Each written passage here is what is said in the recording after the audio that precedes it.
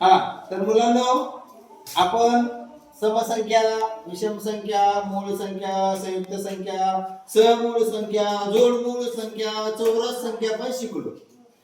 आज काय शिकणार आहोत माहिती? त्रिकोणी संख्या. कोणत्या संख्या? त्रिकोणी संख्या. बघूया त्रिकोणी संख्या म्हणजे काय. दोन क्रमवार संख्याच्या गुणाकाराची निमपट म्हणजे त्रिकोणी संख्या. दोन क्रमवार संख्येच्या गुणाकाराची निमपट म्हणजे त्रिकोणी संख्या. बघा एक उदाहरण तुम्हाला करून दाखवलं. बघा 3 आणि 4 दोन क्रमवार संख्या आहेत की नाही? आहेत. 3 चौक 12. त्या दोन संख्येचा गुणाकार किती आला? 12. त्याची निमपट केली. निमपट म्हणजे कितीने भागतो? 2. भागला का 2? किती आलं उत्तर? 6. म्हणजेच 3 पाया 3 असणाऱ्या दोन क्रमवार संख्येची त्रिकोणी संख्या किती आहे? 6. बरोबर आहे. पाया म्हणजे काय माहिती का? ज्या दोन क्रमवार संख्या आहेत ना त्यातली पहिली संख्या. पाया म्हणजे काय? पाया म्हणजे घाबरत जायचं नाही. आलं लक्षात? तर बघा आता हे समजलं त्रिकोणी संख्या म्हणजे काय. त्याच्यावर आपण आता दोन उदाहरण सुरू केली. पहिलं उदाहरण काय आहे? पाया 5 असणारी त्रिकोणी संख्या कोणती? कोण करणार आहे? बरी किंवा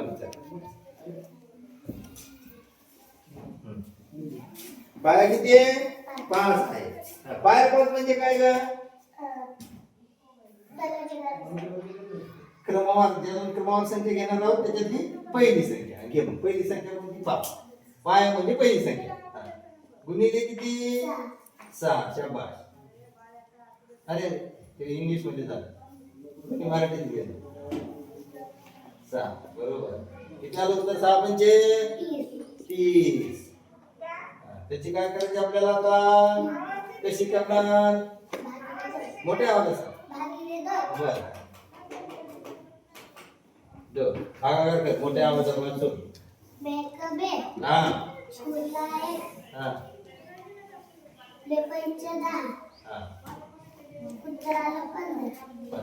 म्हणजे काय? 5 पाया असणाऱ्या संख्येची त्रिकोणी संख्या कोणती आहे? 15. समजलं का तुम्हाला? समजलं? एक खालचं उदाहरण तू बघ. छान. आता हे कोण सोडून दाखवतोय? आता उलटे आहेत आपल्याला. आता इथे त्रिकोणी संख्या दिलेली आहे. त्रिकोणी संख्या दिलेली आहे. काय काढायचं तुम्हाला? कसा पाया काढायचा. पाया काढायचा म्हणजे ज्या दोन क्रमवार संख्या आहे त्यातली पहिली संख्या काढायची. बरोबर आहे. पहिली काढली की दुसरी निघते, कारण दुसरी त्याच्या समोर लिहित असते. सांगेल का कोणी? सांगेल का? नाही. बघा कोणीतरी. बरं चला मी सांगतो. काय करायचं माहिती आहे? त्रिकोणी संख्या किती आहे रे? 36. 36 लिहून घ्यायचे. काय करायचं? लिहून घ्यायचे. त्याला गुणिले 2 करायचे. इथे भागिले 2 करतो की नाही? इथे गुणिले 2. किती आले रे? सांगा बरं किती उत्तर येईल? 36 दोन्ही 72. किती येतं?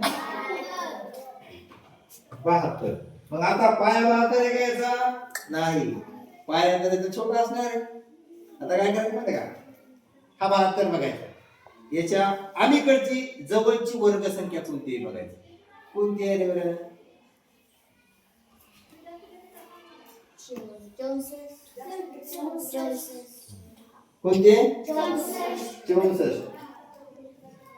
हा 64. किती आहे? जवळची संख्या वर्ग संख्या. जवळची वर्ग संख्या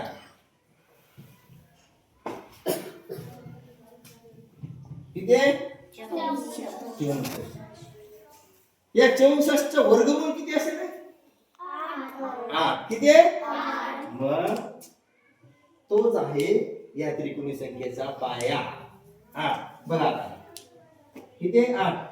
पाया 8 म्हटल्यावर पुढची संख्या कोणती आहे? 9. करून बघू आपण. 9. 8 9 भागिले 2 किती आहे? 36.